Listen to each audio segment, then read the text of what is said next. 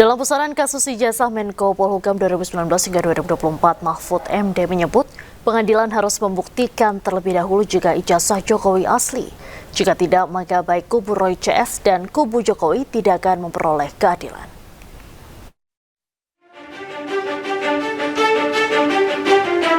Setelah berbabak-babak, akhirnya kasus fitnah ijazah Jokowi memasuki babak paling genting, yakni sidang peradilan.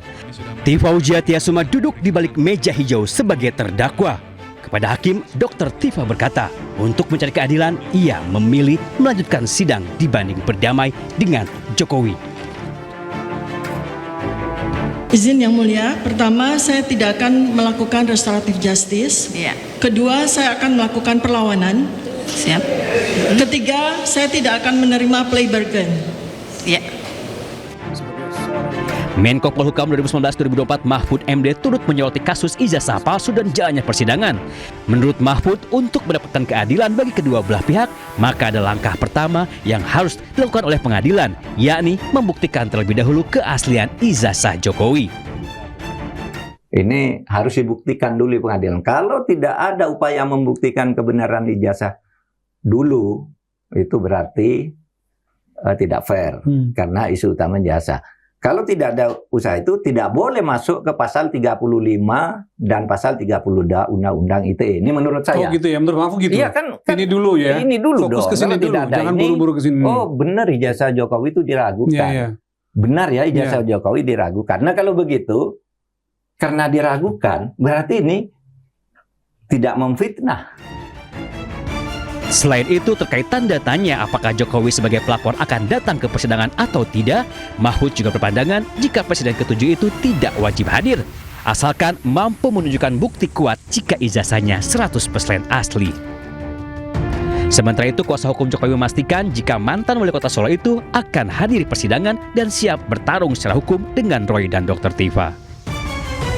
Bapak menyampaikan kesediaannya untuk dapat hadir sesuai dengan mekanisme peradilan nanti, dan tentu akan menyampaikan apa yang harus dilakukan, termasuk menyampaikan ijazah-ijazahnya. Kasus ijazah Jokowi telah bergulir hampir 2 tahun. Roy CS menyebut menemukan data jika ijazah S1 Jokowi 99,99% palsu. Jokowi tidak terima. Ia mengaku dirinya sudah direndahkan serendah-rendahnya dan dihinakan sehina-hinanya. Jokowi lalu memilih melaporkan 8 orang ke Polda Metro Jaya, termasuk Roy Suryo dan Dr. Tifa. Tim Liputan Ainus melaporkan. Isu mengenai kesejahteraan dosen di Indonesia kembali menjadi sorotan publik. Dalam sidang yang digelar di MK, seorang dosen lulusan S3 luar negeri mengaku hanya menerima gaji 2,6 juta rupiah per bulan.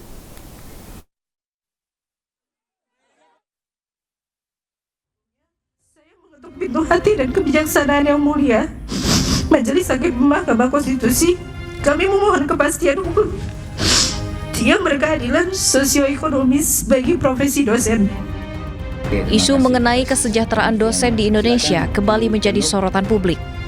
Dalam sidang lanjutan uji materi Undang-Undang Nomor 14 Tahun 2005 tentang guru dan dosen di Mahkamah Konstitusi Jakarta pada hari Selasa, seorang dosen mengungkapkan bahwa gaji pokok dosen yang diterimanya saat ini hanya sebesar 2,6 juta rupiah per bulan.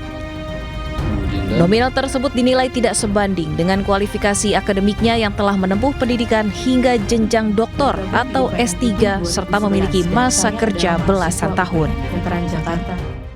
3 bulan terakhir gaji pokok yang saya terima di bulan ketiga ini terakhir adalah 3.300.000. 3.300.000 itu terdiri atas 2.600.000 gaji pokok ditambah tunjangan profesi lektor, uang makan maupun uang beras.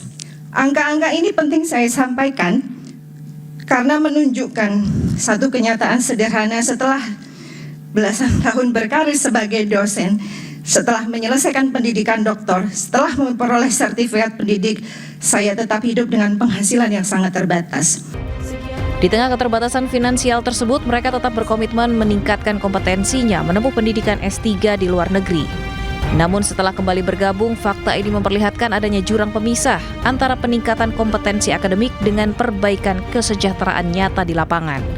Padahal beban kerja dosen sangatlah kompleks, namun kompensasi dasar yang diterima dinilai sangat minim. Tim Liputan iNews melaporkan.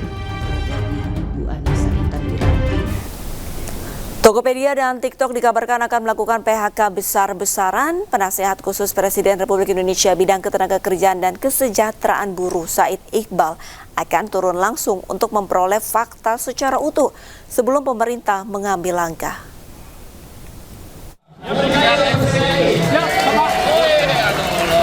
Oleh Penasehat Khusus Presiden RI bidang ketenagakerjaan dan kesejahteraan buruh, Said Iqbal menemui sejumlah buruh di kawasan Marunda Cilincing, Jakarta Utara. Said Iqbal mengatakan akan turun langsung menindaklanjuti informasi mengenai isu pemutusan hubungan kerja atau PHK di Tokopedia dan TikTok untuk memperoleh fakta sebelum pemerintah mengambil langkah lebih lanjut. Menurut Said Iqbal, sektor ekonomi digital memiliki karakteristik yang berbeda dengan industri manufaktur sehingga setiap persoalan ketenagakerjaan harus dilihat secara komprehensif. Tapi kalau masalahnya adalah karena situasi pasar di mana mereka kan istilahnya money burn, membakar uang. Kalau itu kemudian membuat mereka merugi, tentu kita akan diskusi hak-hak buruhnya. Tidak boleh dilanggar. Demikian. Sebelumnya, rumor tentang pemutusan hubungan kerja atau PHK terhadap 90% karyawan Tokopedia dan TikTok ramai beredar di media sosial.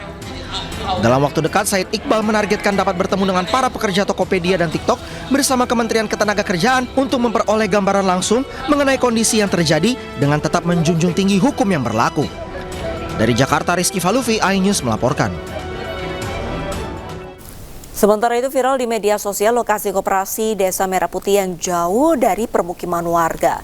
Menteri Koperasi Ferry Juliantono angkat suara, menurutnya jumlah kopdes yang terpencil sangat kecil.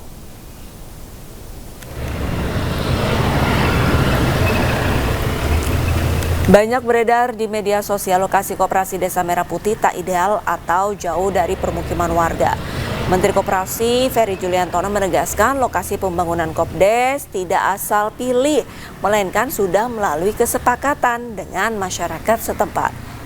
Ferry juga menjamin dari 30.000 kopdes Merah Putih di seluruh Indonesia, hanya 10 kopdes saja yang lokasinya dinilai tidak ideal.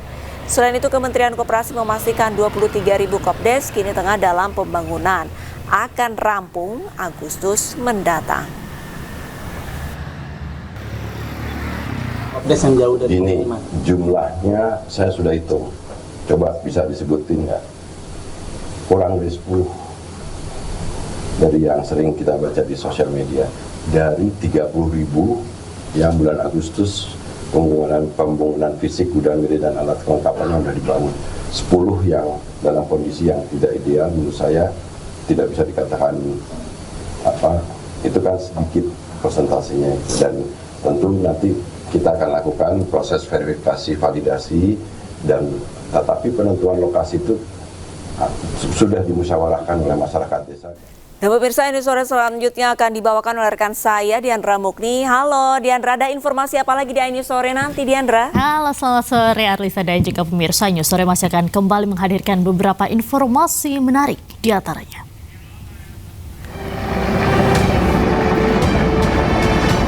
Memasuki hari ke-6, teknik pemadaman dengan bom air belum berhasil memadamkan api di tempat pemrosesan akhir Jatiwaringin, Tangerang, Banten.